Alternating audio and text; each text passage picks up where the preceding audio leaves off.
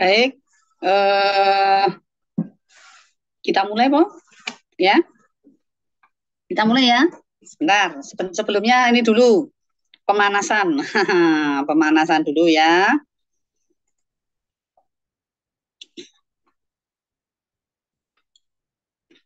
Nah, minggu lalu kita sudah masuk di unsur-unsur penelitian. Ya, sampai dengan hipotesis kalau nggak salah ya. Benar nggak? Sampai mana ya kemarin? Hipotesis, Bu, benar, Bu. Sampai hipotesis ya. Ini sudah ya, hipotesis relasional, hipotesis deskriptif, sudah ya.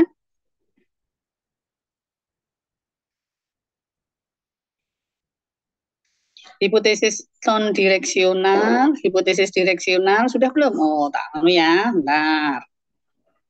Untuk masuk, halo,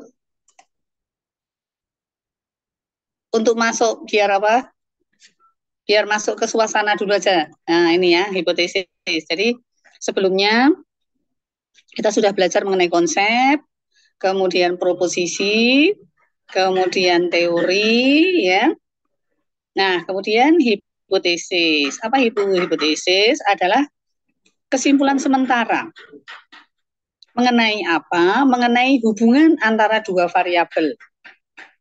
Mengenai perilaku suatu kondisi tertentu. Fenomena suatu keadaan, sesuatu kondisi tertentu atau keadaan tertentu. Yang selanjutnya akan dibuktikan kebenarannya di dalam penelitian. Jadi penelitian itu sebenarnya adalah suatu kegiatan untuk membuktikan kebenaran hipotesis. Nah, hipotesis dari mana? Hipotesis berasal dari penelitian terdahulu. Mana ini ya? Hipotesis itu berasal dari penelitian terdahulu. Enggak di sini.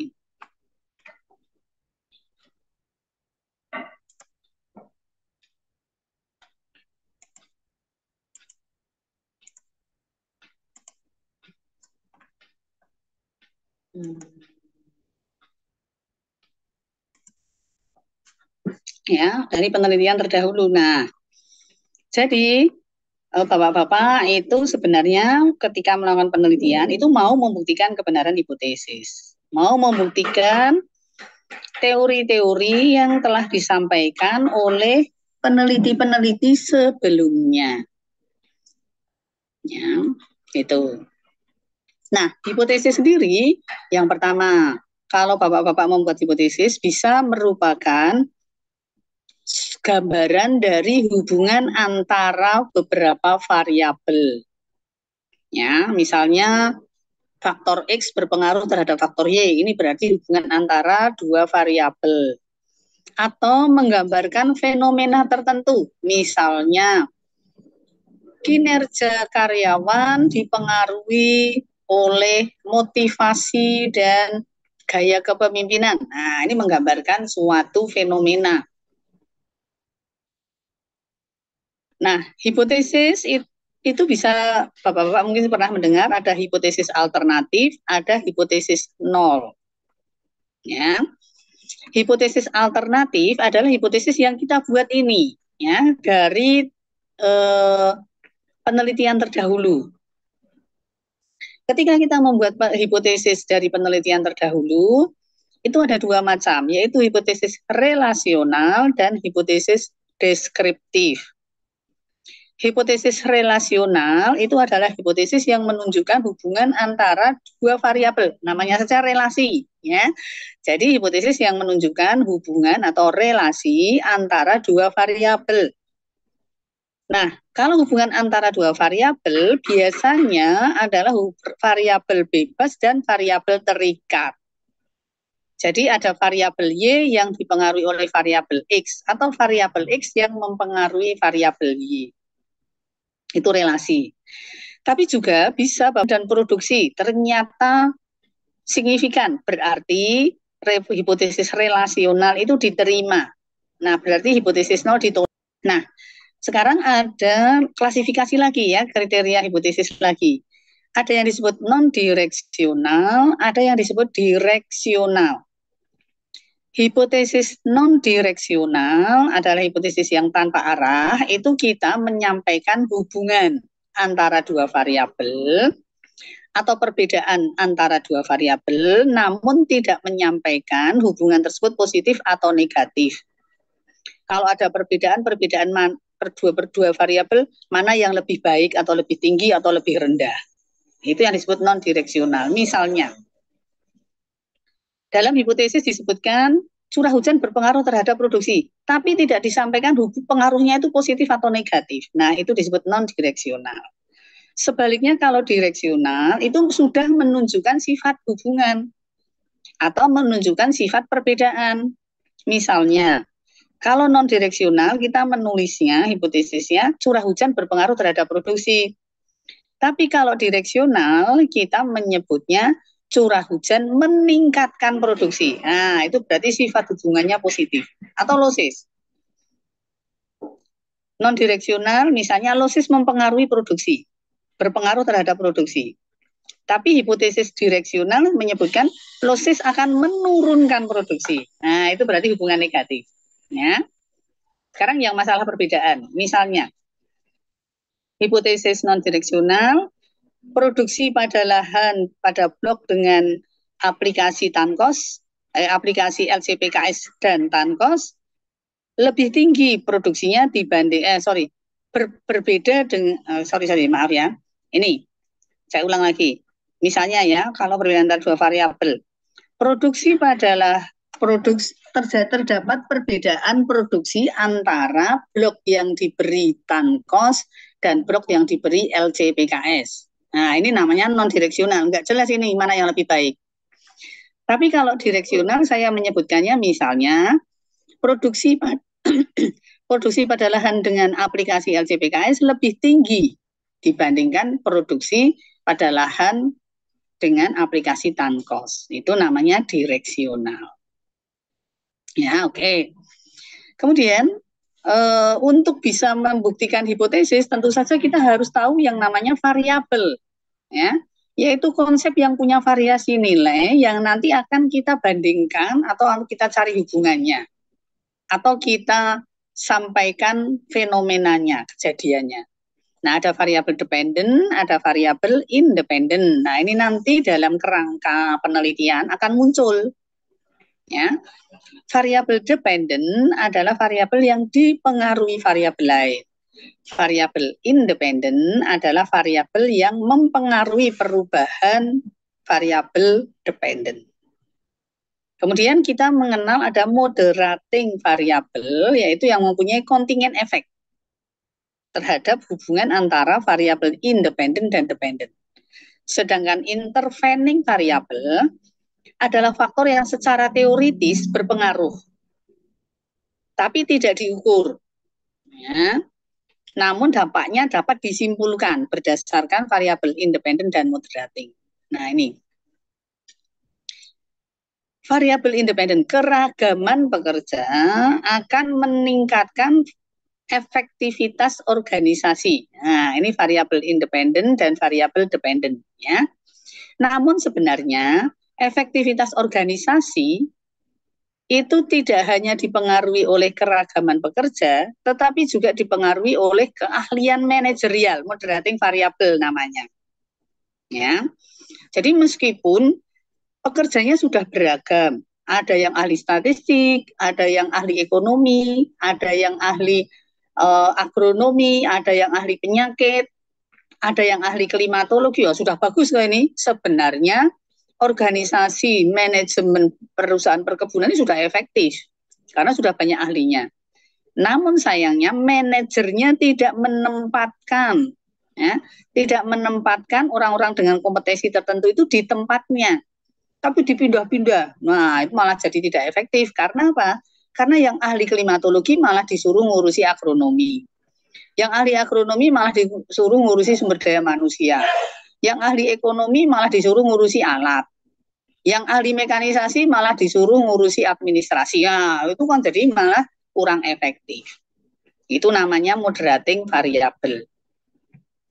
Kalau intervening variable, sebenarnya keahlian manajerialnya sudah masuk, kompetensinya sudah bagus, sudah ditempatkan sesuai dengan tempatnya, mestinya organisasinya sudah efektif banget, sudah bagus ya. Sayangnya di antara para pekerja ini tidak ada sinergi, tidak ada saling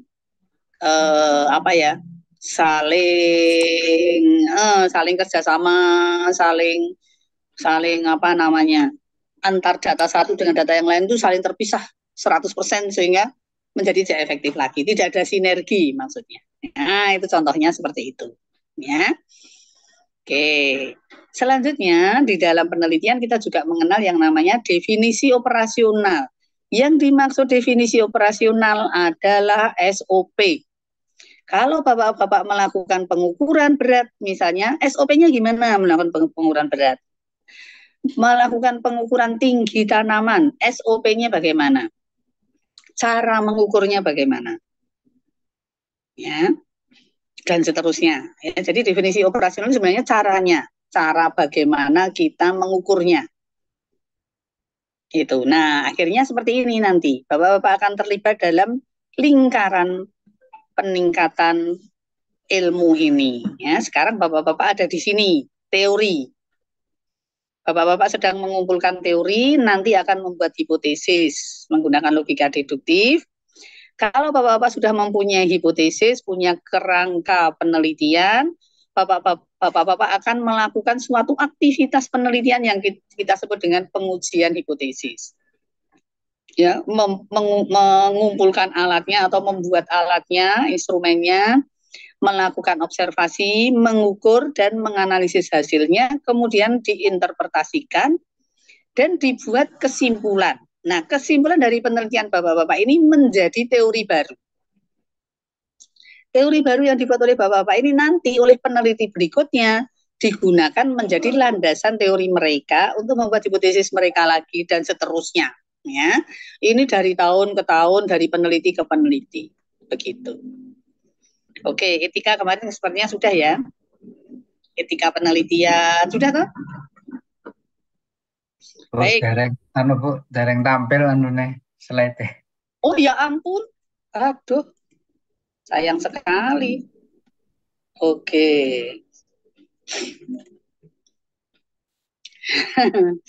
Nah, ya sudah, tapi sudah tahu ya, sudah paham ya, semuanya. Oke, nah etika penelitian sekali lagi adalah norma atau standar perilaku di dalam melakukan penelitian yang terdiri dari hak masyarakat, hak subjek, hak klien, hak peneliti. Hak masyarakat berhak memperoleh informasi hasil penelitian yang penting. Dan masyarakat berhak mengharapkan hasil penelitian yang objektif. Kemudian, hak subjek adalah yang kita teliti. Subjek penelitian harus mengetahui dan sadar bahwa dia punya hak untuk tidak berpartisipasi. Semua individu di dalam subjek penelitian harus diberi informasi dan penjelasan yang cukup untuk menentukan apakah dia mau berpartisipasi atau tidak. Subjek penelitian tidak boleh dipaksa untuk berpartisipasi. Ini saya sudah pernah mengalami, punya bimbingan S2, pertama sudah diizinkan penelitian di suatu perusahaan sebagai subjek penelitian, kemudian perusahaan itu beberapa bulan kemudian menolak untuk digunakan sebagai tempat penelitian karena COVID. Nah, itu contohnya ya. Kemudian hak klien adalah instansi atau perusahaan yang meminta bapak-bapak untuk meneliti punya mereka. Maka klien itu berhak atas kerahasiaannya dan berhak atas penelitian dengan kualitas tinggi. Kemudian bapak-bapak sendiri sebagai peneliti berhak untuk mendapatkan perilaku etis dari klien maupun perilaku etis dari subjek penelitian. Kemudian penelitian tidak boleh bertentangan dengan hukum yang berlaku. Kemudian bapak-bapak perlu menjelaskan kepada asisten peneliti definisi operasionalnya tadi. Jadi cara melakukan penelitiannya dengan sebenar-benarnya sehingga asisten peneliti dapat melaksanakan tugasnya dengan tanggung jawab. Ya. dan dengan benar. Demikian. Oke, Bapak-bapak. Nah, sekarang kita lanjut ke tugas ya. Sekarang udah masuk ya. Apa namanya? Sudah mulai masuk ke sini ya. Nah, jadi udah bisa lanjut ke mengerjakan satu persatu menyampaikan kerangka penelitian yang sudah dibuat sebagai tugas. Monggo, siapa dulu? Silahkan. Saya dulu mencoba, Bu. Monggo Pak Lamjunar, silakan. Pak Lamjunar mempunyai judul metode MRP, Material Recruitment Planning, untuk pengendalian persediaan bahan baku panen pada PT BGA wilayah 10, kaitannya dengan volume pekerjaan panen. Jadi kemarin sudah ada, sudah mempunyai komponen. Ya, silakan share. Saya buat di Excel sementara tadi, Bu. Nggak apa-apa, Pak. Misalnya Bapak-bapak tidak mengerjakan di ketikan, misalnya ditulis, gitu juga boleh. Tulis terus difoto ya, Pak ya. Kalau yang ditulis tangan, udah tampil belum, Bu? Jadi nggak apa-apa. Jadi mau ditulis tangan terus difoto boleh. Tidak harus diketik. Oke. Jadi ini, monggo Pak, dijelaskan Pak. Baik, Bu. Selamat siang pada Ibu dan Bapak-bapak semua. Di sini, Bu, saya menyampaikan kerangka pemikiran yang sementara yang saya buat, yaitu yang pertama berawal dari data konsumsi, Bu. Jadi maksudnya data konsumsi ini, data konsumsi terkait dengan masalah peralatan-peralatan yang dibutuhkan pada satu wilayah. Di wilayah ini kan, Bu, kemarin ada sampel saya buat tuh terkait dengan masalah konfirmasi ke Ibu itu ada 4 unit atau 5 unit, Bu, kemarin. Nah, di sini saya di kerangka pemikiran ini saya berawal data dari data konsumsi, Bu. Data konsumsi terkait dengan masalah peralatan-peralatan yang dibutuhkan yang paling urgent, Bu, terkait masalah peralatan panen. Terus di sini masuk ke daftar kebutuhan bahan atau struktur produk dan bahan, Bu. Terus yang ke berikutnya terkait masalah data biaya. Terus ke data persediaan. Nah, di sini, Bu, mencakup semua terkait dengan masalah jadwal produksi master produksi schedule, Bu, atau MPS. Maksudnya MPS ini, Bu, master produk schedule ini yaitu suatu perencanaan yang terdiri dari tahapan, waktu, dan jumlah produk jadi yang akan diproduksi oleh permintaan tersebut. Terus berikutnya, Bu, masuk ke perencanaan kebutuhan bahan baku atau MRP. Nah, setelah dirangkum oleh jadwal produksi induk ini, Bu, nah dia di sini semua terkumpul menjadi satu, Bu, dia perencanaan kebutuhan bahan baku. Jadi semua sudah dirangkum terkait dengan masalah data bahan yang akan di PR. Terus itu dia masuk ke bagian LVL ini, Bu, dan EOQ ini. Maksudnya LVL ini, Bu, lot for lot. Jadi sengaja saya singkat, Bu, biar nggak kepanjangan. LVL ini maksudnya pendekatan menggunakan konsep atas dasar pesanan dengan pertimbangan minimasi dan ongkos simpan. Jumlah yang dipesan sama dengan jumlah yang dibutuhkan, Bu. Itu adalah LVL. Terus kalau EOQ ini, dia Economic Order Quantity. Nah, maksudnya di sini pendekatan menggunakan konsep jumlah pemesanan tetapi karena keterbatasan akan fasilitas. Nah, maksudnya di sini kemampuan gudang, transportasi, atau kemampuan supplier dan pabrik di EOQ.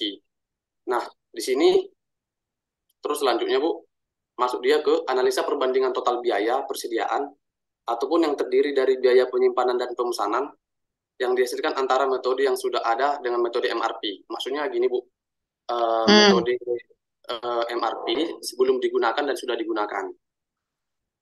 Bagaimana dia perbandingannya? Terus lanjut Bu, terkait dengan masalah analisa pengaruh penerapan MRP bagi PT BGA wilayah 10.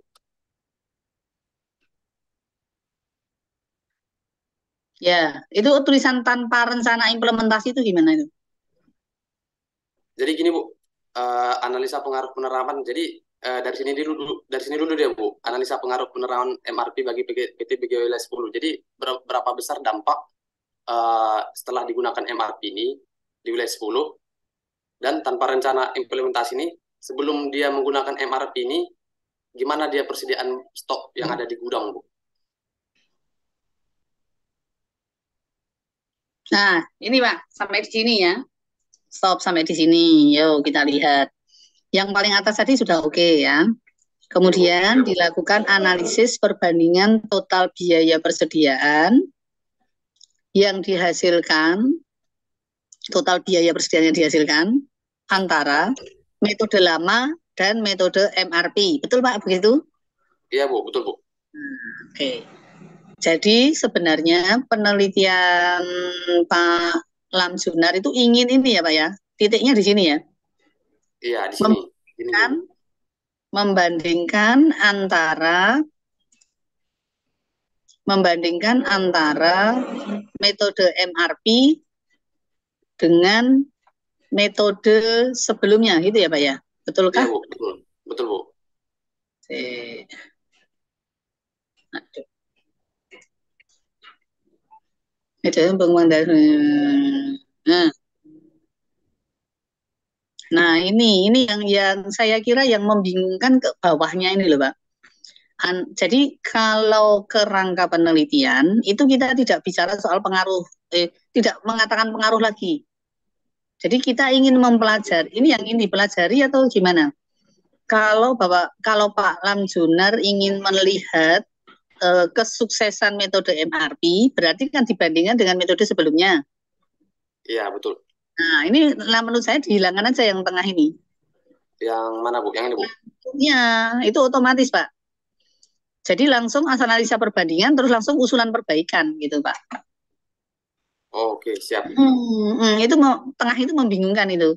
Mungkin gimana tuh ini kok malah jadi kayak gini, malah jadi pengaruh gitu loh. Soalnya yang atas kan perbandingan. Iya Bu. Terus tiba-tiba pengaruh. Jadi kan ini penelitiannya mau pengaruh apa perbandingan. Tadi waktu saya menunjukkan hipotesis tadi, kita bisa membuat hipotesis mengenai pengaruh. Kalau hipotesis mengenai pengaruh, berarti ada, ini loh Pak ya, ada variabel independen yang mempengaruhi variabel dependen.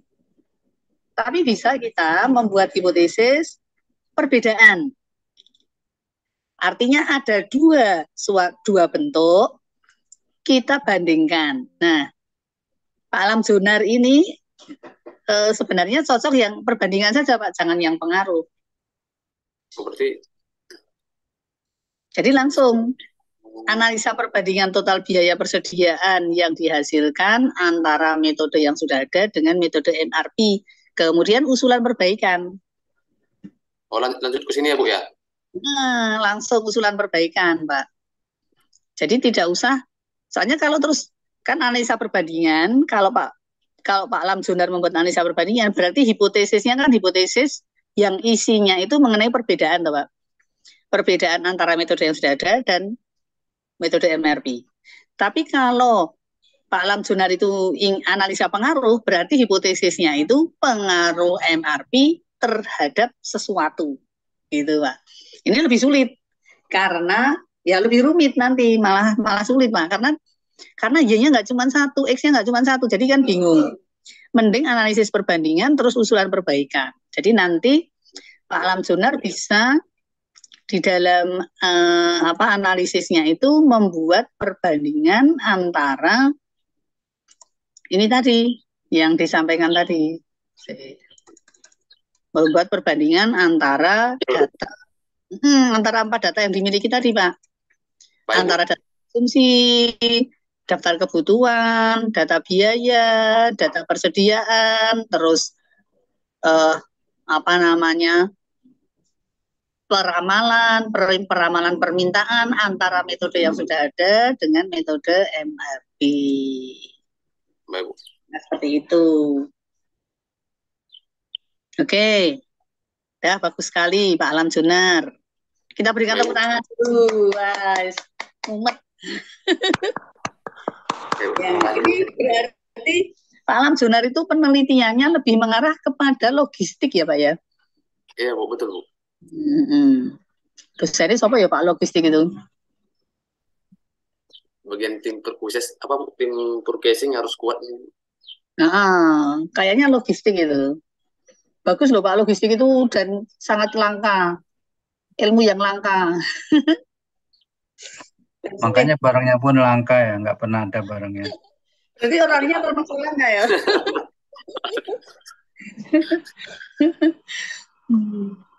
Oke, terima kasih Pak Alam Sunar. Silahkan. Baik, Bu. Sekarang tadi siapa ya Saya- tadi yang dari tadi? Saya Bu. Oke, Pak Rudi, silahkan Pak Rudi. Terima kasih. Bu Jenser ya Bu. Ya, Selamat siang Bu Yohan. selamat siang.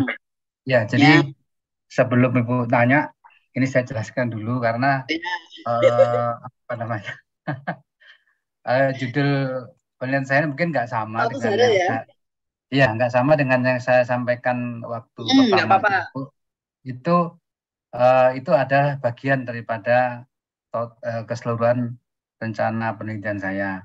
Dan ini memang rencana akan saya pakai Bu untuk tesis nanti, makanya dari masa Bu Kadarwati kemarin sampai Bu ini kita usung terus untuk mendapatkan masukan-masukan Bu.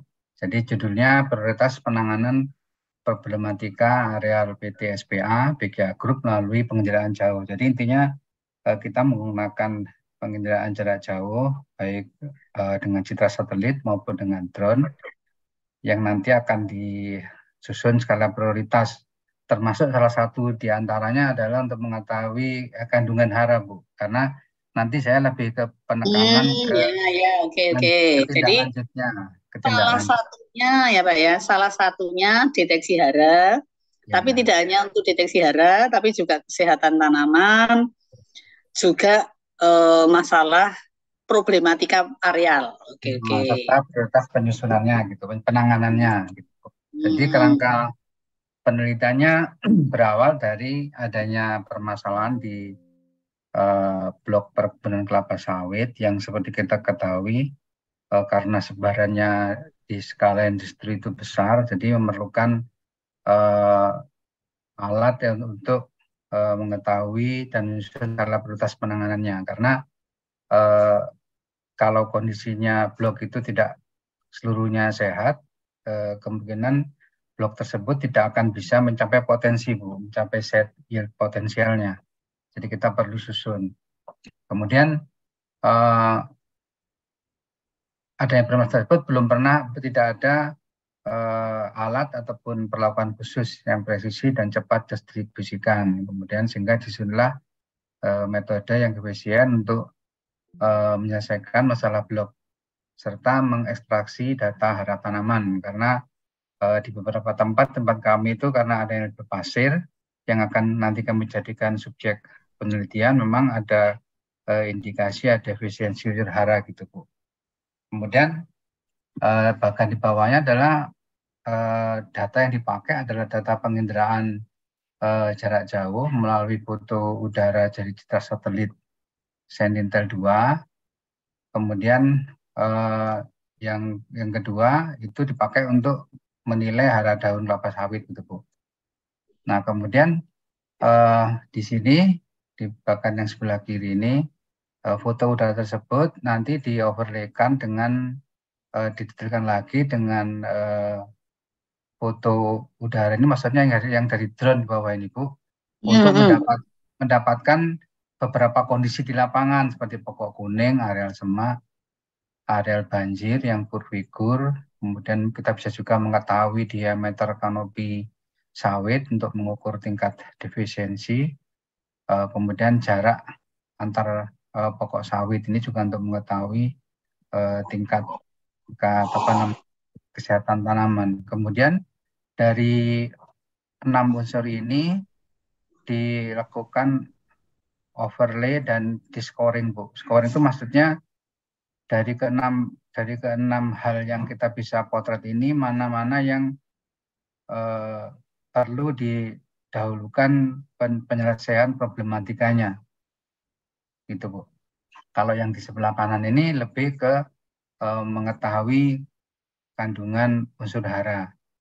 Makanya nanti yang di sebelah bagian sebelah kanan ini kita bisa mengetahui status hara tanaman per periode tertentu.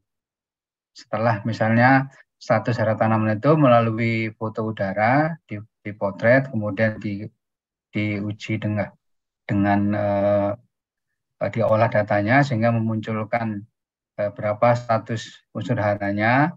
Kemudian di lapangan kita lakukan uji akurasinya. Uji akurasinya kita lakukan dengan melakukan sampling LSU ke titik-titik yang kita terapkan di dalam blok pengamatan, sehingga nanti kita bisa kita bisa sampaikan di situ berapa akurasinya. Dari penelitian-penelitian terdahulu yang saya baca, dari beberapa 2-3 penelitian itu akurasinya itu hanya sekitar 50 atau 60 gitu, Bu. Tapi nanti dengan metode LSU yang kita lakukan ini kita harapkan akurasinya meningkat, karena metode LSU-nya tidak hanya satu, Bu. Kalau metode LSU yang standar kan kita biasanya hanya mengambil sampel daun ke-17. Dengan di metode ini kita coba kerjasama sama risetnya BGA, kita coba mengambil 10 sampel daun di dalam satu titik. Karena kalau kita lihat kan daun kapusa itu muter, Bu. Jadi kita lakukan pengambilan secara merata gitu. Sehingga nanti kita harapkan akurasinya lebih meningkat. Kemudian nanti ada uji regresi ini untuk memastikan hubungan antara kondisi tanaman dengan kekurangan unsur hara tadi. Nah, kemudian data tersebut dianalisa dengan data pemupukan dan data perawatan yang lain. Nah, sehingga nanti outputnya adalah peta prioritas penanganan blok bisa didetailkan sampai per pokok. Kemudian yang kedua nanti untuk memudahkan kita bisa memetakan problematika tersebut ke aplikasi carrying map yang bisa dipakai sama teman-teman yang di lapangan gitu. Nah itu, Bu, itu yang rencana yang akan saya pakai untuk tesis, Bu. Saya memakainya bahwa ini penting untuk di lapangan sehingga nanti di mata kuliah ini mungkin bisa lebih diberikan penajaman, Bu, secara statistik, secara metodologi riset biar sesuai dengan apa yang sudah tiga pertemuan Ibu sampaikan gitu, Bu. Oke, Pak. Ini sudah bagus, tapi berlebihan, maksudnya berlebihan. Kelebihan, Pak. Jadi itu yang paling atas. Adanya permasalahan blok kelapa sawit. Ini saya kira permasalahan ini disampaikan di permasalahan. Jadi kalau problemnya apa, tahu problemnya? Adanya permasalahan itu permasalahan apa, Pak? Ya, permasalahan tuh yang pasti kalau kelapa sawit itu produktivitasnya rendah gitu, Bu. Apanya, Pak? Enggak, maksudnya yang mau diselesaikan dengan penginderaan jauh ini loh, Pak. Deteksi hara, apa? Iya, deteksi hara. Terus apa lagi? Kalau yang tanaman di sini ya semua, masalah Bu. Problematika areal toh, Pak. Nah, itu ya, yang Pak. Nah, ini yang adanya permasalahan blok ini dihilangkan aja. Ya. Paling atas itu. Terus belum adanya perlakuan khusus presisi dan cepat distribusikan. Ini maksudnya kan perlakuan deteksi toh Pak, ini maksudnya. Ya, Bu. Terus perlu metode efisien dalam menyelesaikan masalah blok serta mengekstraksi data hara tanaman. Ini juga maksudnya adalah penginderaan jauh tadi toh Pak. Ya, ya. Ini tiga kotak ini kalau menurut saya itu dijadikan satu saja, tapi jangan menyebut masalah lagi Pak. Jadi kita tidak menyebut masalah lagi, tapi langsung presisi agriculture dalam hal presisi agriculture di dalam hal identifikasi masalah blok gitu Pak. Identifikasi dalam blok. Baik Bu, presisi agriculture dalam hal identifikasi permasalahan dalam blok itu Bu ya. Iya, jadi menggunakan data penginderaan jauh langsung Pak ditambahin. Menggunakan data penginderaan jauh. Jadi presisi agriculture, jadi pertanian presisi lah Pak, gampangnya. Presisi agriculture untuk apa tadi? Presisi agriculture untuk deteksi identifikasi permasalahan dalam blok. Permasalahan blok dengan menggunakan data penginderaan jauh. Nah, terus langsung masuk itu tadi Pak. Nah, ini sudah betul yang bawah ini. Nah, sampai diuji akurasi dan regresi. Nah, ini yang perlu masukan. Ini kan Pak, ini bukan bagian dari kerangka pemikiran, tetapi adalah statistiknya, gitu loh Pak, statistiknya. Jadi kita langsung deteksi unsur hara, terus ini uji akurasi hilang, langsung masuk data, nggak usah. Pokoknya kalau analisa data nggak apa, deteksi unsur hara, terus data pemupukan, selasing dan pekerjaan lainnya, gitu loh Pak. Jadi dihilangkan ini uji akurasi dan regresinya ini dihilangkan saja. Saya tampilkan Bu ya. Kita kalau anunya benar Bu, kalau ujinya benar kita pakai uji akurasi sama uji regresi ini. Bisa Pak. Uji akurasi bisa, tapi kalau uji regresi ini saya kurang tahu, soalnya harus ada, kalau regresi itu mesti ada, dalam penelitian itu ada variabel independen dan variabel dependen. Nah, ini variabel dependennya apa, Pak? Dan variabel independennya apa? Kalau tidak ada, berarti kan tidak. Gitu, Pak. Jadi regresi itu bisa kita lakukan, analisis regresi bisa lakukan jika di dalam penelitian itu ada yang disebut variabel dependen dan ada yang disebut variabel independen. Jadi ada yang mempengaruhi dan ada yang dipengaruhi. Tapi kalau ini sebenarnya Pak Rudi kan ingin menampilkan bagaimana penginderaan jauh itu bisa memberikan presisi terhadap permasalahan, toh, Pak. Iya, Bu. Jadi langsung deteksi unsur hara saja ini dihilangkan. Uji akurasi dan regresi dihilangkan. Gitu. Ya, baik Bu. Terus langsung masuk ke bawahnya itu analisa data. Nah, ini saya nggak paham yang dimaksudkan analisa data dengan pemupukan itu maksudnya apa, Pak? Slicing dan itu kita ini kan Bu, kita konekkan dengan data perlakuan di blok tersebut, misalnya pemupukannya gimana, terus perawatan dikonekkan. Itu gimana cara gambarnya ya serata. Kan gitu Bu. Dan kita pasti kalau mau menyusun rencana perbaikan itu kan pasti kita lihat dulu yang sudah dilakukan tersebut apa gitu. Nah, ini jangan memakai kata dengan, Mbak. Mungkin dan tidak usah memakai analisa. Jadi langsung data pemupukan, slicing dan pekerjaan lainnya. Ya, jadi kata analisa dihilangkan, terus kata dengan ini juga dihilangkan. Jadi data pemupukan, slicing dan pekerjaan lainnya. Kemudian jadi terus deteksi unsur hara itu dibuat garis lurus menuju kepada data pemupukan, slicing dan pekerjaan lainnya. Ya, baik Bu. Jadi uji akurasi, regresi hilang. Ini jangan memakai kata analisa kalau di kerangka pemikiran. Jadi kita hanya slicing dan pekerjaan lainnya gitu Bu ya. Ya, oke. Jadi analisanya dihilangkan, kata dengan itu membingungkan. Jadi data pemupukan, selasing, dan pekerjaan lain. Gitu Pak. Ya. Terus yang atas ini diganti, Bos. Yang 3 di atas itu.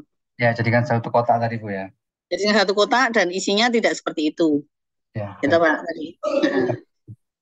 Oke, bagus. Kita berikan aplaus. Wah, ini benar-benar saya itu senang mengajar orang-orang luar biasa. Oke. Banyak belajar nih Bu. Nah, semuanya belajar ya Pak ya. Lanjut. Siapa sekarang? Pak Ihsan, silahkan Pak Ihsan. Pak Ihsan.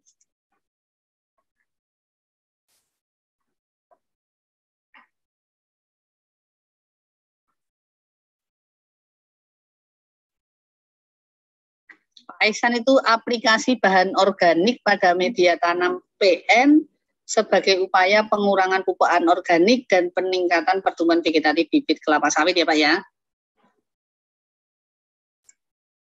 Mulai, nggak usah pakai kata mulai. Oh ini namanya SOP Pak. Halo. Yuk lanjut.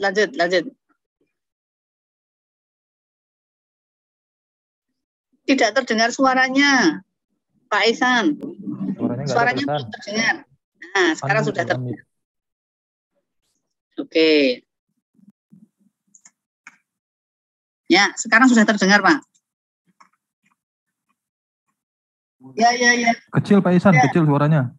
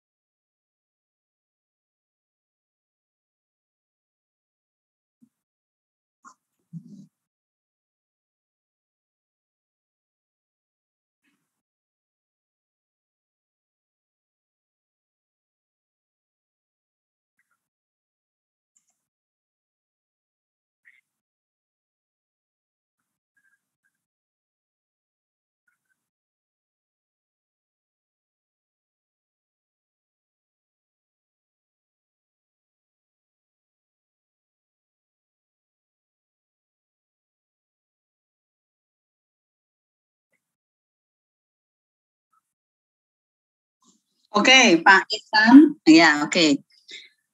Yang ditampilkan Pak Ihsan ini adalah prosedur kerja, Pak.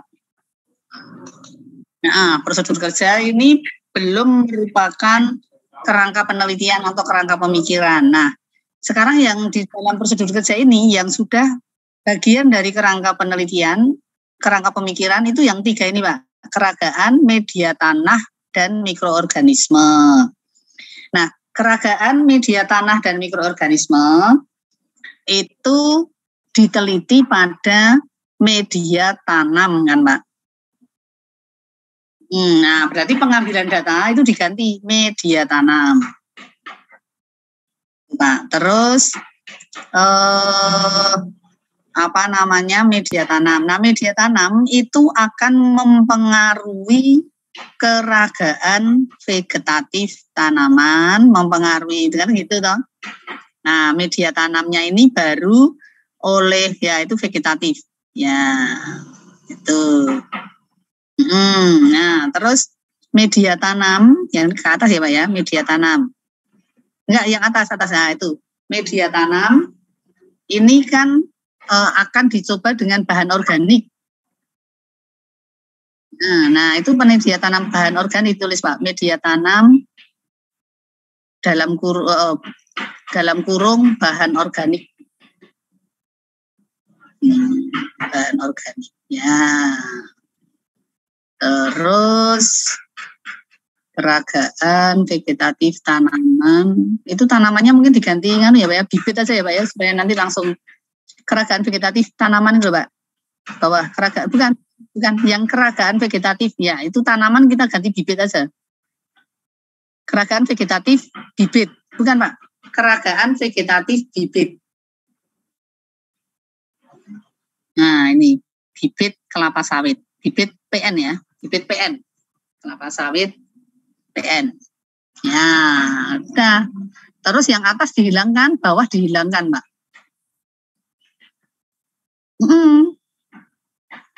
Jadi kerangka penelitian itu maksudnya adalah di dalam kerangka penelitian itu kita bisa melihat X dan Y-nya mana, ya. Nah dalam hal ini punyanya Pak, atasnya dihilangkan lagi Pak semuanya Pak. Nah itu kata mulai itu dihilangkan semua, ya, hilang semua. Terus panah di atas media tanam bahan organik itu juga hilang, iya. Oke, analisa data dan pembuatan laporan juga dihilangkan. Ya. Nah, itu panahnya itu nanti Pak Ihsan bisa menambahkan panah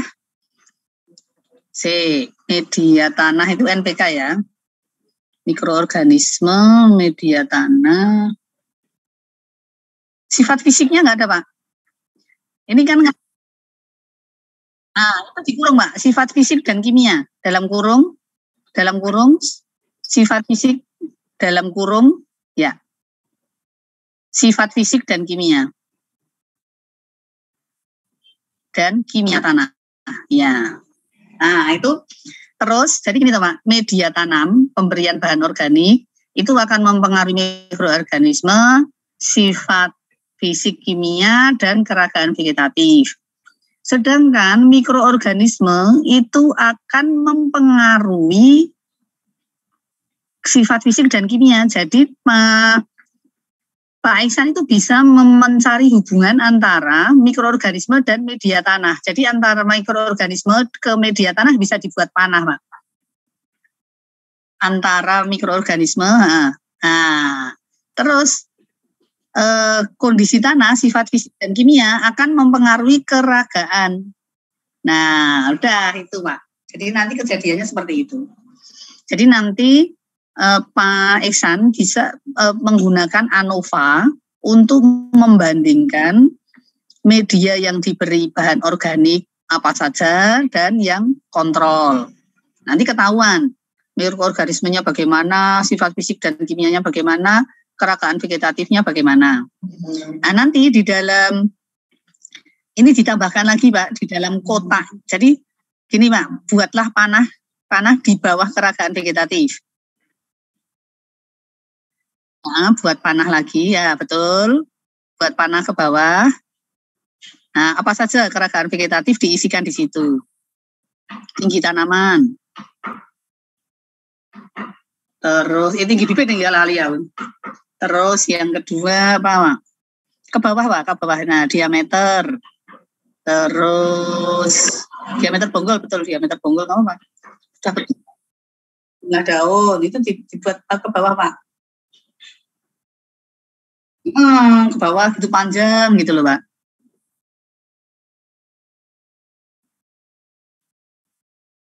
Bukan begitu. Dalam satu kotak yang sama sudah betul. Dihilangkan. Andu Pak. Nah itu dihilangkan. Nah dalam kotak yang sama tapi berupa poin-poin itu loh. Diameter gitu. Jumlah daun, klorofil, terus luas daun Pak. Luas daun. Nah, luas daun, terus berat, ya. berat tajuk, berat akar.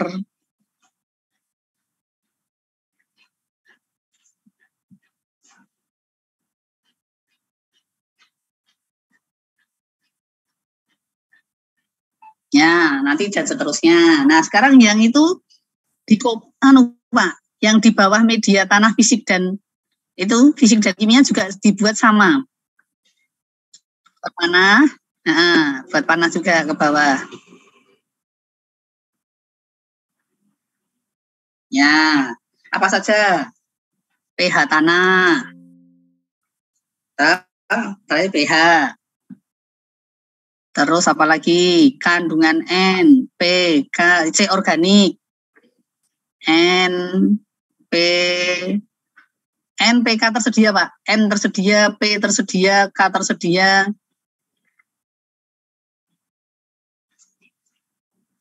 Tersedia, P tersedia, K tersedia, terus Mg. Mg, H nggak usah no. Mg, ya. Ya, itu yang penting. Terus, itu kan baru sifat kimia, Pak. Terus apa lagi? Sifat fisiknya. Tekstur, struktur.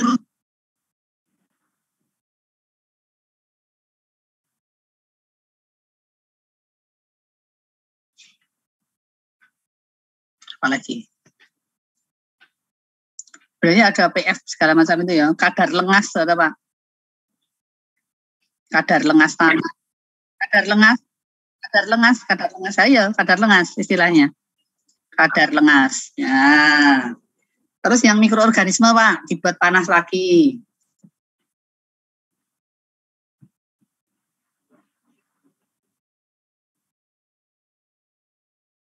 Nah, itu mikroorganisme. Apa itu? Mikroorganisme pelarut fosfat. Bakteri pelarut fosfat. Terus fosfat, terus itu loh Pak. Asimilasi apa? N itu loh apa namanya? Fiksasi N. Sorry, bukan asimilasi, tapi fiksasi. Fiksasi N. Nah, bakteri fiksatif N itu loh Pak, yang mengikat N. Terus apa lagi? Pelarut fosfat, bakteri fiksasi N. Boleh Pak, Mycorrhiza.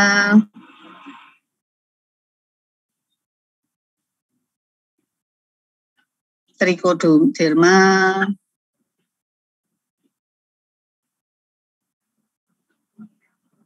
Apalagi ya? Mungkin nanti ada. Nah, nanti setelah apa? Setelah studi pustaka akan bisa bertambah itu Pak, mikroorganismenya. Nah, kayak gini Pak. Sekarang mungkin Pak Ihsan sudah ada bayangan ya Pak ya, apa saja yang mau seperti itu. Ya, bagus Pak. Oke. Paham ya? Nah, jadi X-nya nanti adalah media tanam. Bahan organik X-nya.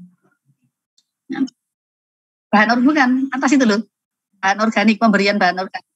Mungkin dikurang aja Pak, aplikasi bahan organik aja Pak, biar dia tidak bingung, tambahi. Media tanam dalam kurung aplikasi bahan organik. Nah,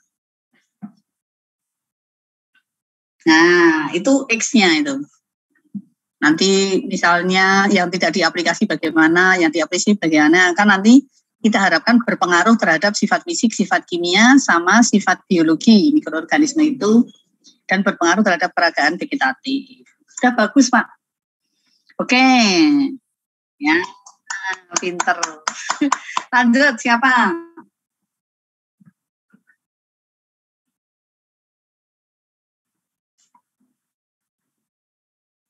Ayo lanjut.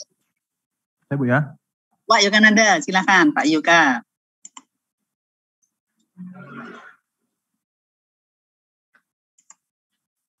Pak Yoga.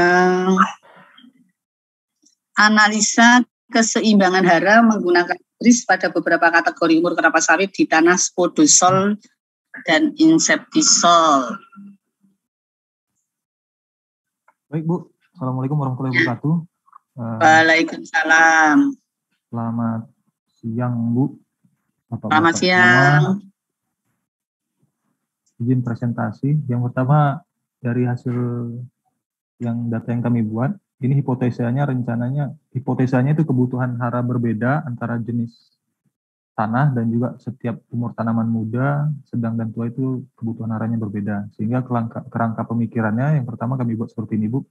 Kelapa sawit ini ada 3 kategori lah. Jadi yang pertama dari produktivitas TBS di tanah insektisol, kami mengumpulkan data produktivitas di TBS di tanah insektisol, spodosol, ini yang tinggi, sedang, dan rendah.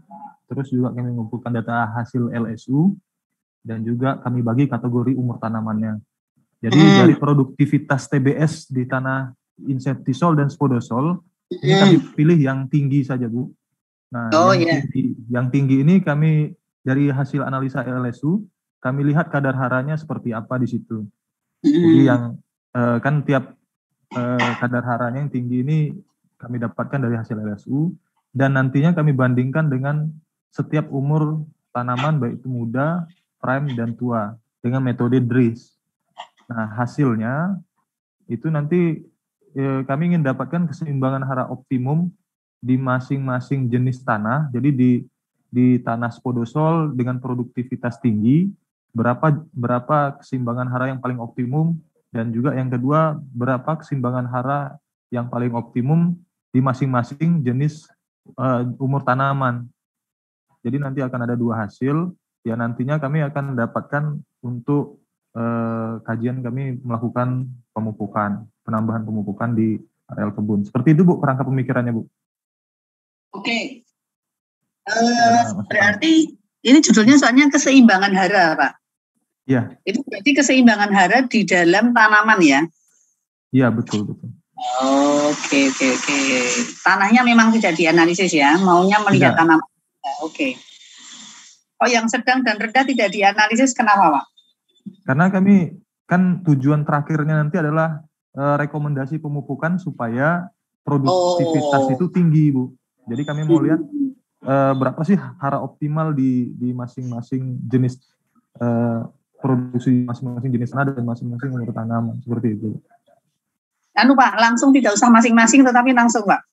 Keseimbangan hara optimum pada tanah insektisol, tanah spodosol, umur tanaman muda, umur tanaman prime, umur tanaman tua. Jadi dibuat cabangnya, Pak.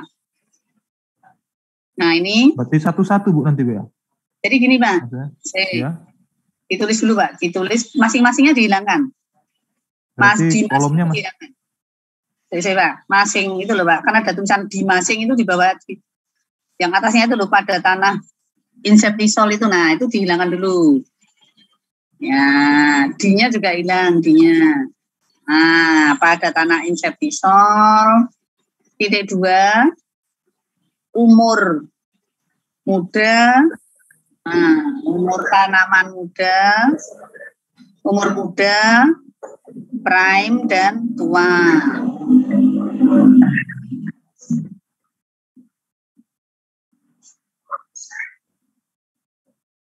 Terus yang ini pada tanah spodosol,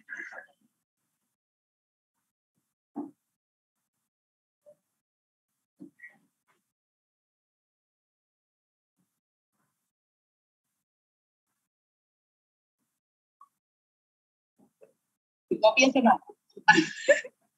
Paisan.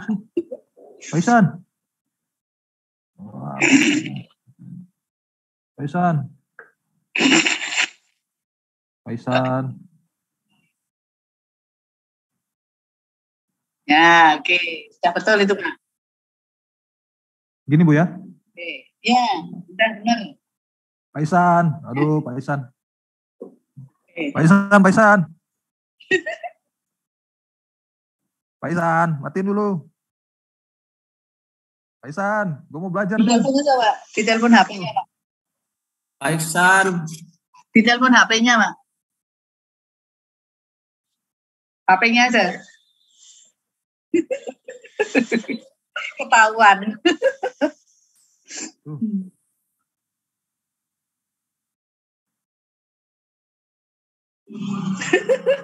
Pak Yoga ditinggal aja, di telepon, Mbak. Iya, ya, Pak. Iya, Bu.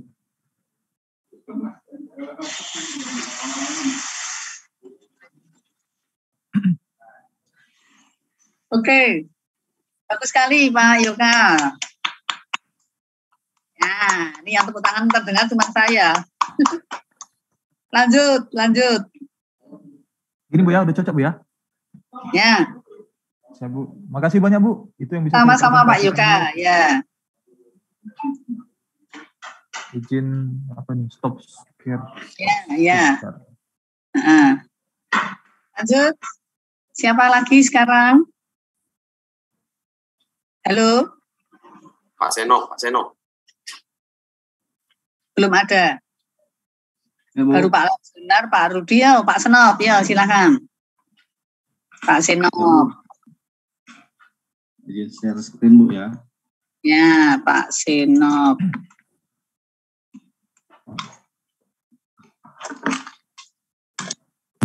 Pengaruh LCPKS BOD sekian terhadap pengomposan tankos kelapa sawit di PKS. So, ini berarti tankosnya diberi LCPKS untuk dikomposkan ya. Baik Bu, udah muncul Bu ya? Ya sudah. Ya, terima kasih atas kesempatannya. Selamat sore. Salam sejahtera untuk kita semua. Baik Bu, saya akan mencoba menyampaikan kerangka penelitian saya Pak Bu, yang mudah-mudahan bisa dilanjut sampai dengan dilanjut seterusnya nanti Bu, tidak ada perubahan lagi. Yang pertama kemarin disampaikan judulnya itu pengaruh limbah cair atau foamy dengan BOD 10.000 sampai 15.000 terhadap pengkomposan tandan kosong kelapa sawit di PKS Bukit Belaban Jaya Mil PT SPA di PGA Bu ya, Region Sungai Melayu. Jadi yang saya sampaikan kerangka penelitiannya, yang pertama kita menyiapkan ini Bu, limbah kelapa sawit berupa tandan kosong kelapa sawit yang sudah di press Bu, di press. Kemudian janjang kosong kelapa sawit yang sudah tersedia di PKS kita ini nanti penelitiannya dilakukan di lokasi composting namanya. Jadi kita memang sudah punya arealnya, namanya composting.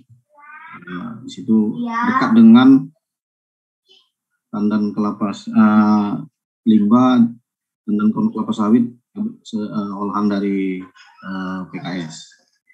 Kemudian dari tandan kosong tersebut kita buat tumpukan Bu, tumpukan tandan kelapa sawit, di mana tumpukan ini nanti kita buat panjangnya 120, lebar 80. Ketinggian ini yang membuat beda Bu. Tingginya nanti ada yang 50, 100, 150 sampai 200 cm. Dan dibuat ada lubang parit di tengah nanti untuk tempat limbah cairnya Bu. Jadi nanti kita buat tiga ulangan Bu, setiap tumpukan yang berbeda. Contohnya yang tumpukan tinggi 50 cm 3 ulangan, jadi nanti totalnya 12 tumpukan Bu. Setiap tumpukan nanti ada 3 yang berbeda. Misalnya yang 50 cm tingginya, kalau panjang dan lebarnya sama, 30 cm ini 3 ulangan, yang 100 cm 3 ulangan, jadi 12 tumpukan nanti Bu. Ya. Kemudian selanjutnya setelah kita buat tumpukan tersebut dan kita susun di lokasi composting tadi dekat PKS itu, kita lakukan penyiraman limbah kelapa sawit tadi Bu, limbah cair kelapa sawit, yang dimana itu BOD-nya standar kita di sini untuk membuat kompos dari jangkos itu 10.000 sampai BOD-nya udah dicek di lab setiap bulan, standarnya 10.000 sampai 15.000 Bu. Minimal 10.000, paling tinggi 15.000 BOD-nya. Seperti itu, dan itu kita cek setiap bulan di lab. Itu kita siram dengan BOD. Frekuensinya nanti 2 hari sekali selama ini 60 hari. selama 60 hari. Jadi semua tumpukan itu kita siram 2 hari sekali.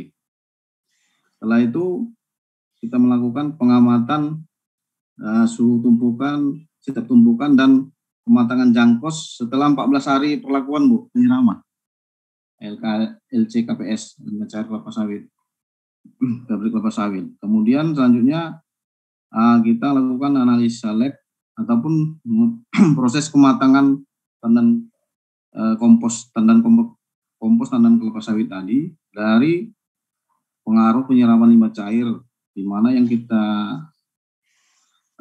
cek itu adalah tekstur rapuhnya, warnanya dari mulai kuningan ke coklat sampai kehitaman nanti Bu. Kemudian C per N, kemudian nanti bendungan hara yang lainnya Bu. Dan yang terakhir nanti analisa datanya yang menggunakan rancangan ancak lengkap Bu. Jadi dari penelitian ini tujuannya sebenarnya kita mau lihat proses percepatan kematangan dengan kita pengaruh limbah cair tadi kita siram dengan BOD 10.000, proses kematangannya pengaruhnya itu lebih kecepatan kematangan kompos tadi Bu. Nah yang selama ini yang saya baca juga di literatur dan ada juga penelitian sebelumnya ya dengan menggunakan bahan yang lain di luar limbah cair dengan bahan kimia yang lain, tanam kosong, melihat dengan mikroorganisme yang lain, menambahkan mikroorganisme, dia lebih lama. Apakah nanti dengan limbah cair ini lebih cepat? Kemudian kalau yang secara alami dia yang selama ini dan yang kosong yang sebelumnya kita kirim langsung tanpa ada perlakuan, tanpa ada penyiraman dengan tanam kosong murni. Kirim ke lapangan itu proses jadi kompos ataupun dekomposisinya kan pelapukannya lebih lama Bu. Dan saya baca juga di literatur memang lebih lama, bisa bertahun juga, sehingga di jangan kosong ini yang seharusnya menjadi vitamin ataupun pupuk organik malah bisa menjadi tempat berkembang biaknya sama seperti orites seperti itu. Jadi dengan harapannya nanti dengan jangan kosong yang sudah kita siram dan cepat terdekomposisi ataupun pelapukan atau pembusukannya dan kita kirim ke lapangan dia lebih cepat diserap dengan di tanah dan diserap di tanaman Bu. Seperti itu Bu. Mungkin itu Bu penelitian dari saya Bu. Mungkin masukan dan sarannya. Ini punyanya Pak Polariau. Pak Senop Bu. Pak Senop. Punyanya Pak Senop ini mengerjakannya mirip kepunyaan tadi itu. Yang apa tadi media tanah tadi loh. Sopo mau sih media tanah tadi. Iksan Bu, Pak Iksan. Nah, jadi lebih kepada prosedur. Nah, sekarang kita lihat ya Pak ya. Y-nya apa Pak? Nah, itu dulu. Y-nya apa? Ayo. Y itu variabel dependennya. Apa Pak? Variabel Y. Hasil akhirnya. Nah, hasil akhirnya. Outputnya apa Pak Senop? Outputnya kompos Bu. Outputnya kematangan TKKS atau kompos. Jadi itu yang paling bawah itu sudah betul. Tapi nggak usah tidak usah memakai kata analisa lab dan analisa lab proses. Langsung proses. Itu sampai kematangannya mah. Prosesnya dihilangkan. Nah, kematangan. Sekarang Y-nya X-nya apa Pak? X-nya apa? X-nya ini Bu. LCPKS kan? LCPKS dan tandan kosong nggak Bu? Paling atas itu diganti LCPKS. Oh, tandannya Bu, tandan kelapa sawitnya enggak? Tandan kelapa sawitnya itu langsung di bawahnya, nggak apa-apa. Itu nanti tak beritahu. Sekarang itu diganti dulu, paling atas diganti LCPKS. Enggak, biarin tempatnya tetap, jangan. Tempatnya tetap, ya. Nah, kotak paling atas itu dihapus, yang limbah kelapa sawit itu dikurung LCPKS. Itu LCPKS, diganti. Nah, dihapus. Plus tankos. Nggak apa-apa, boleh plus LCPKS plus tankos. Plus TKKS, ya. Plus,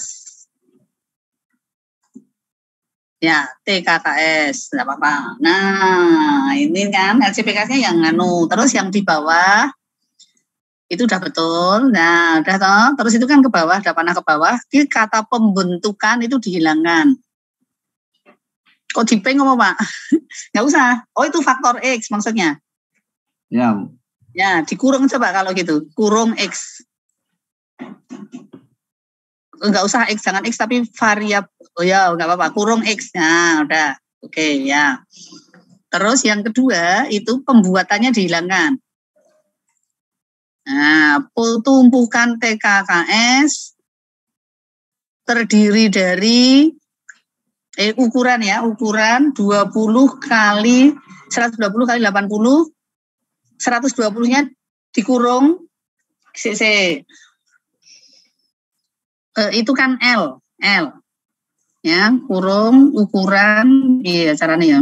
Sudah betul Pak tadi, tumpukan TKKS ukuran .2. Pokoknya itu ada 3 macam tuh tadi, 4 macam tuh, ukuran .2 ke bawah. 4 macam ya. Bu. Ke bawah Pak, ke bawah. Enter ya. Nah, itu nanti panjang itu Pak. Terus berarti sendiri gitu Bu ya? 50 cm, .2 gitu aja, titik koma gitu aja.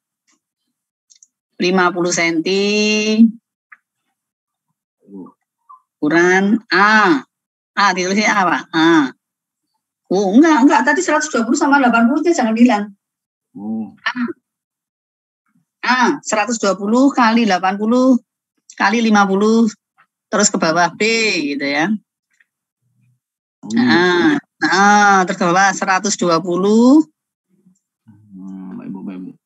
Di copy aja, di kopas aja Pak. Kopas 3 kali.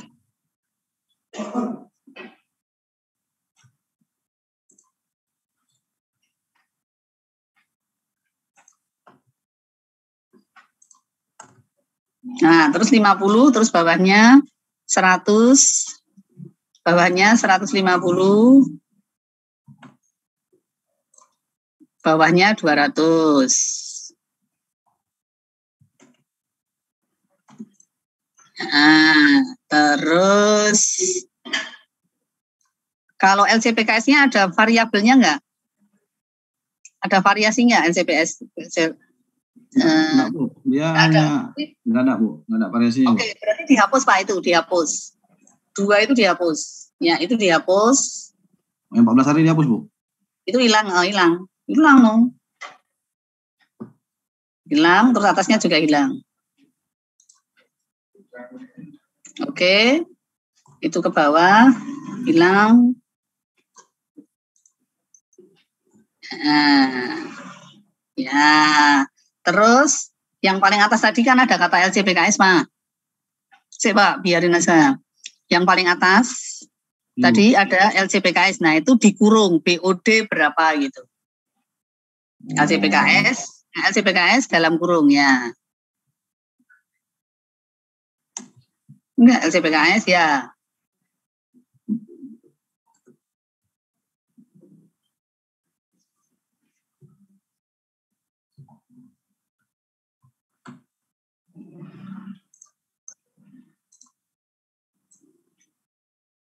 Itu kematangan diturunkan aja Pak. Yang bawah itu loh. Kematangan TKKS biar nggak untel-untelan. Terus ralnya dihilangkan Pak. Di bawah itu ralnya dihilangkan, ral. Nah itu hilang, panahnya juga hilang. Nah itu kematangan TKKS tidak usah memakai kata terhadap Pak. Kematangan TKKS .2. Itu kan sudah otomatis. Nah, itu hilang. Pengaruh itu dihilangkan. Pengaruh sampai limbah cair itu hilang. Kan di atas sudah hilang. Ya. Nah, terus di bawahnya, tekstur letakkan di bawahnya. Ya, hilang. Ya, terus tekstur, tekstur. Terus ke bawah lagi, warna. Warnanya di enter, biar ke bawah. Enter, C per N di enter. Terus apa lagi? Suhu. pH. Terus kandungan apa lagi yang kematangan lainnya? Oh, NPK Bu ya? NPK. Langsung begini Bu ya? NPKMG Pak, NPKMG. NPKMG. Nah. Ya N sendiri, P sendiri, K sendiri gitu Pak. Baik Bu. N, P, K, gitu ya. Nanti ditambah lagi kalau sudah studi pustaka, sudah dijelas, sudah dibimbing dosen kan nanti akan ada tambahannya. Ya Bu. Kotaknya aja digede. Ya.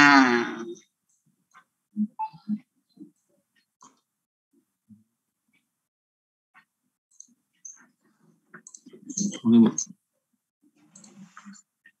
Ya. Ya.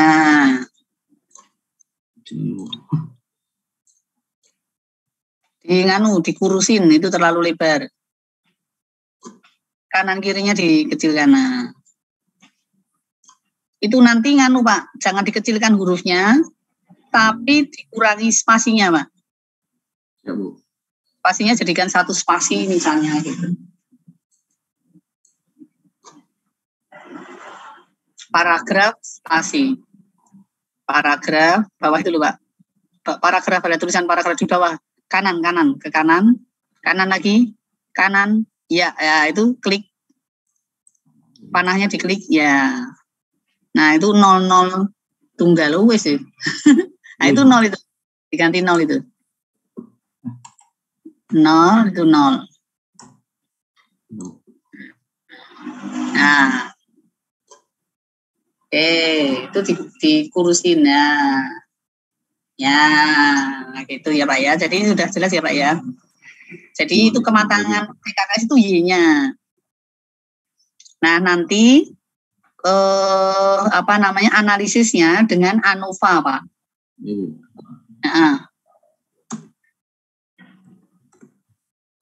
Ya, semuanya itu variabel. ANOVA Bu ya? Iya, nanti dengan ANOVA. Nggak usah ditulis Pak. Nggak usah. Ini kerangka pemikiran nggak pakai analisis. Nanti di mana? Waktu membuat metode itu loh Pak, metode di tesisnya itu nanti. Ya. Baik, terima kasih Pak Senop. Baik Bu, terima kasih atas masukan dan sarannya Bu. Ya, ini masih banyak, tapi waktunya sudah. Lanjut. Baik, jadi diskusi. Satu lagi boleh. Siapa? Pak Yati. Ya oke, Pak Yati. Satu ya. Pak Adit boleh Pak, silakan Pak. Silakan Pak Adit Pak. Pak Adit. Pak Yati. Pak Yati itu respon pertumbuhan vegetatif bibit MN dengan penggunaan pupuk cair anorganik dan pupuk organik kompos tankos. Nah, itu mirip Pak. Nanti mirip Pak Yati. Mirip punyanya Pak Aisan. Ya. Izin share Bu. Ya.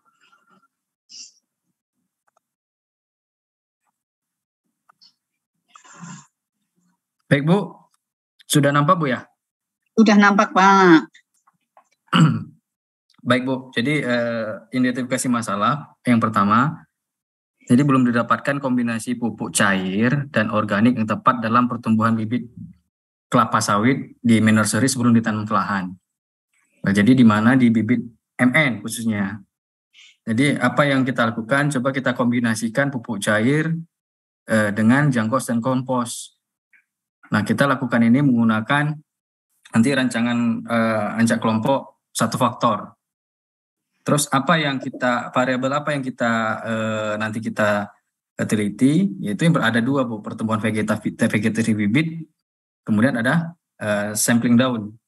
Nah, pertumbuhan vegetasi bibit itu ada jumlah daun, luas daun, diameter bonggol, tinggi tanaman, dan klorofil.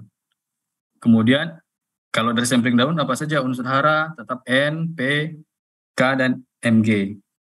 Kemudian setelah kita dapatkan hasilnya, nanti kita analisis dan kita bandingkan dengan pupukan organik yang padat atau granuler. Jadi apakah berpengaruh nyata atau tidak, atau menggunakan pupuk cair ini dengan jangkos dibandingkan dengan pupuk anorganik padat, Bu. Begitu, Bu, kerangka pemikirannya, Bu. Oke, Pak. Itu judulnya kan pupuk anorganik cair dan pupuk anorganik jankos kompos ini. Ya, digabung. Jankos kompos kan organik, Pak. Ya, kebalik. Organik, Bu. Salah tulis ini, Bu. Organik maksudnya. Ya, oke. Salah tulis, nggak apa-apa. Berarti organik. Kontrolnya nanti pupuk anorganik padat, Pak? Atau gimana ya? Nah, ya, tanpa jankos ya. Ya. Nah, itu sudah baik. Terus ditambahkan pada rancangan acak kelompok itu apa saja, ya? Nah, ini nanti ini harus studi pustaka dulu, Pak, kalau ini. Jadi jadi nanti itu mungkin 2 faktor. Jadi pupuk anorganiknya ada beberapa dosis, kemudian jankosnya juga ada beberapa dosis. Benar, Bu. Jadi itu bukan 1 faktor tapi 2 faktor, Pak. Baik, Bu. Nah, 2 faktor. Saya kira sudah betul itu, Pak. Hanya kalau menurut saya tambahannya pertumbuhan vegetatif itu akar juga perlu berat. Akar nggak bisa dilihat akarnya. Nggak boleh dihancurkan. Nggak boleh dijajal. Iya, bisa aja sih, Bu. Sebenarnya nggak apa-apa berat akar, karena ini kan bibit main nursery juga, Bu, kita kan. Ya, nanti beberapa nanti dijadal lah. Kalau misalnya nggak boleh banyak ya sedikit, tapi ada berat, ada akarnya, Pak. Karena perakaran itu kan sangat penting, Pak. Nganunya. Baik. Ya, oke. Diameter tinggi. Oke, Pak. Akarnya ya, Pak, ya. Tambah akar, terus juga yang itu rancangan acak lengkapnya itu nanti di 2 faktor. Terus dosis-dosisnya ini nggak saya tanya dulu, karena ini harus uji pustaka, Pak. Cari hasil yang terdahulu dulu. Pupuk anorganik yang berapa, kemudian kompos tankos itu perbandingannya berapa yang paling baik. Oke, Bu. Baik, Bu. Oke. Terima kasih. Baik, Bapak-Bapak semuanya, ini saya kira waktunya sudah 14.31. Kita lanjut minggu depan untuk presentasi plus materi metode penelitian ya yang akan saya sampaikan. Seperti tadi, saya materi dulu sebentar terus baru mulai. Sekalian untuk masuk ke suasana kuliah ya, karena Bapak-bapak kan ini masih tetap kerja dan sebagainya. Oke, terima kasih Bapak-bapak semuanya atas pertemuan kita pada hari ini. Sampai jumpa minggu depan. Mudah-mudahan apa yang kita bahas hari ini dapat membantu Bapak-bapak semua untuk semakin maju di dalam membuat proposal. Dan mudah-mudahan tidak ada kendala ya Pak ya, sehingga pada akhir semester Bapak bisa seminar proposal semua. Saya harapkan dengan kemarin kuliah mengenai kata kunci, konsep, dan komponen itu Bapak-bapak sudah mulai membuat tinjauan pustakanya. Ya, Bu. Ya. Rangka penelitian ditemplate, hipotesisnya dibuat dari tinjauan pustaka, terus metodenya mulai dirancang dari kerangka tadi. Nah, minggu depan yang maju, mudah-mudahan juga bisa kita selesaikan ya minggu depan ya. Ini tinggal berapa ini yang sudah ada gambaran, Bu. Ya, semuanya sudah ada gambaran, mudah-mudahan minggu depan semakin baik. Seperti tadi Pak, yang terakhir tadi Pak Sopong, wis lali aku. Pak Yadi, Bu. Pak Yadi, Bu. Mudah-mudahan nanti seperti Pak Yadi tadi langsung iso celek ya. Karena sudah lihat teman-temannya. Pak Andriadi. Tapi setiap program itu beda-beda. Jadi kadang-kadang kita nyontoh teman tapi tubuhnya keliru. Iya. Bu Andriadi, Pak Andriadi itu siap Bu sebenarnya Bu. Iya, wis pinter itu Pak Yati. Pak Andriadi. Semuanya. Pak Andri. Pak Yati, oh ya Pak Andri. Pak Andri ya, minggu depan Pak Andri ya, nggak apa-apa ya. Iya Bu, head and carry Bu. Tenang aja Bu. Masih banyak nanti materinya ya Pak ya, sampai dengan membuat jurnal. Pokoknya kita semangat deh. Semangat Bu, semangat Bu. Siap, semangat Bu. Tahun depan semester 1 Desember, kuliah terakhir itu 24 Desember. Itu pas nganu Pak, ada libur. Nanti kita ganti ya, besok kita ganti ya Pak ya jamnya ya. Kita ganti malam gitu ya. Kita majukan gitu loh pas minggu itu. Malam minggu, siang itu kita majukan gitu. Di tanggal 24-nya Bu. Di tanggal 24-nya Bu. Gitu, nah, 24 Desember itu kan hari libur. Masih lama itu Pak, masih bulan depan. Tapi sudah saya bicarakan. lagi Bu. Sekarang 24 Desember itu kan libur, itu kuliah terakhir. Nah itu nanti kita ajukan gitu. Tapi besok mikirnya. Pokoknya kalau ada hari libur kita majukan. Hari libur kita majukan gitu. Cari malam ya. Oke Bu. Baik Bu. Bapak-bapak itu bisa cepat maju. Nggak usah mundur-mundur sampai berminggu-minggu. Nanti nggak selesai-selesai.